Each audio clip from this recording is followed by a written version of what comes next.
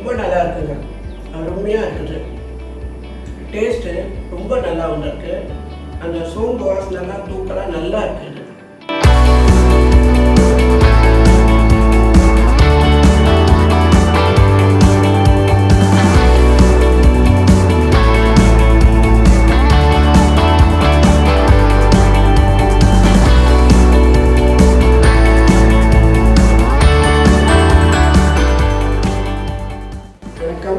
எல்லாரும் எப்படி இருக்கீங்க?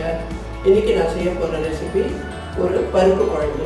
இந்த பருப்பு குழம்பு டிஃபனுக்கும் நல்லாயிருக்கும், சாப்பாட்டுக்கும் நல்லாயிருக்கும். இன்றைக்கி நான் செய்ய போகிற ரெசிபி காஞ்சிபுரம் பருப்பு குழம்பு. அது செய்ய தேவையான பொருளெல்லாம் பார்க்கலாம் வாங்க.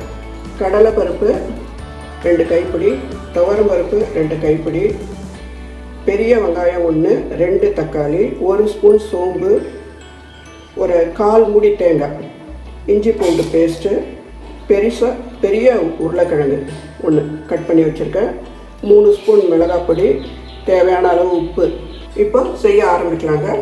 நல்லா கழுவி வச்சுருக்கோம் பாருங்கள் துவரம் பருப்பு, அதை போட்டுக்கலாம்.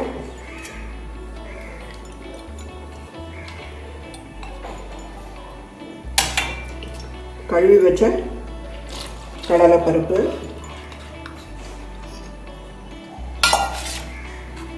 சோம்பு, நல்லா 1 ஸ்பூன் சோம்பு தாராளமாக போடலாங்க. கட் பண்ணி வாஷ் பண்ணி வச்சுருக்க உருளைக்கிழங்கு,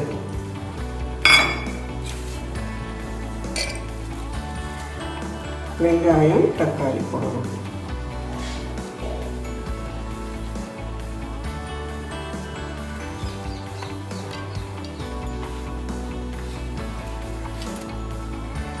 இப்போ குழம்பு மிளகாய் பொடிங்க 3 ஸ்பூன். இப்போ சாம்பாருக்குலாம் எவ்வளோ போடுவீங்க அதை மாதிரி நல்லா தாராளமாக போடுங்க.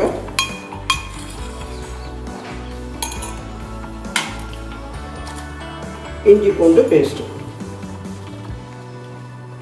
இப்போ இந்த இஞ்சி பூண்டு பேஸ்ட்டுங்க நல்லா 1.5 இன்ச்சு அளவு இஞ்சி, 10-12 பல்லு பூண்டு நல்லா மையாக அரைச்சி போடுறேன். இப்போ இதில் இப்போ உப்பு போடாதீங்க, தண்ணி ஊற்றிடலாம்.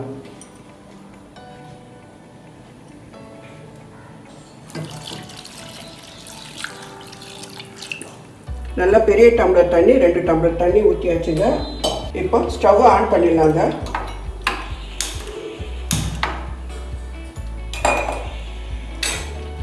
குழம்பு இப்படி நல்லா கிளறி விட்டுருங்க. ஏன்னா காரம்லாம் எல்லா பக்கமும் போகணும். இஞ்சி பூண்டு காரம், அந்த போட்ட சோம்பு எல்லாம். உப்பு மட்டும் போட்டுறாதீங்க, பருப்பு வேகாது. நல்லா கிளப்பி வச்சுங்க. இப்போ மூடி போட்டுடலாங்க. நல்லா ஸ்டீம் வந்தோடனே வெயிட் போடலாங்க. ஸ்டவ் ஹைலே இருக்கட்டும், 3 விசில் வரட்டும். 3 விசில் வந்தோடனே ஸ்டவ்வை சிம்மில் வச்சுட்டு நல்லா 5-7 நிமிஷம் அப்படியே விட்டுருங்க. அப்புறம் ஆஃப் பண்ணிவிடுங்க. ஆஃப் பண்ணிவிட்டு உடனே குக்கரை திறக்காதீங்க.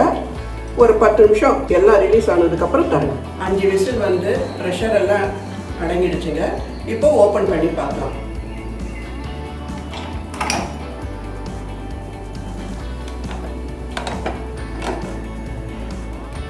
கரெக்டாக இருக்குங்க. வாசனை ரொம்ப நல்லா வருது. இஞ்சி பூண்டு சோம்பு போட்டு அரைச்சி போட்டோம் இல்லைங்களா, அந்த வாசனை நல்லா வருது. இப்போ ஸ்டவ்வை திருப்பி ஆன் பண்ணிக்கலாம்.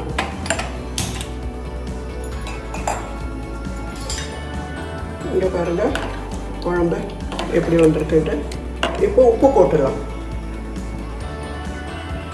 தேவையான அளவு உப்பு,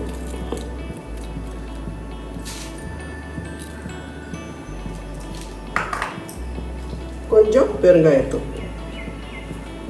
கொஞ்சம் போடுங்க போகிறோம். இப்போ இதை இப்போ என்ன பண்ணால் தேங்காய் அரைச்சி வச்சுருக்கோம் இல்லைங்களா, 1/4 மூடி தேங்காவை, அந்த தேங்காவை இதில் ஊற்றிடணும்.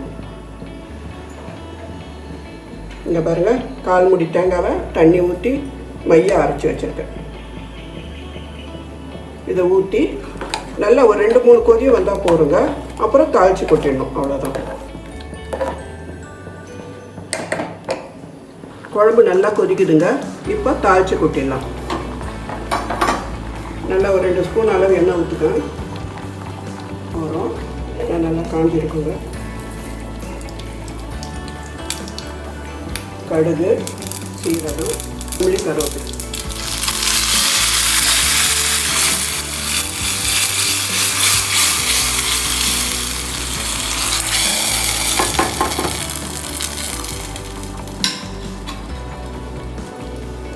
அவ்வளோதாங்க, குழம்பு முடிஞ்சிடுச்சு.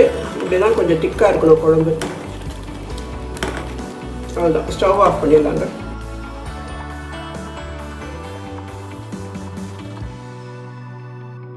காஞ்சிபுரம் பருப்பு குழம்பு ரெடி ஆகிடுச்சுங்க. பார்க்கவும் ரொம்ப நல்லா இருக்குது, வாசனையும் கமகமன்னு வருது. நான் இப்போ டேஸ்ட் பண்ணி பார்த்துட்டு எப்படி இருக்குன்னு சொல்கிறேன்.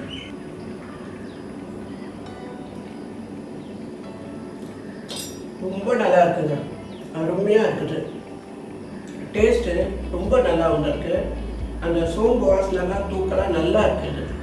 இப்போ இந்த குழம்புங்க வீட்டில் இருக்க பொருளை வச்சே தான் நான் செஞ்சுருக்கேன். நான் பொதுவாக ரொம்ப ஃபேன்சியாக அந்த பொருளெல்லாம் வாங்கி செய்ய மாட்டேன்.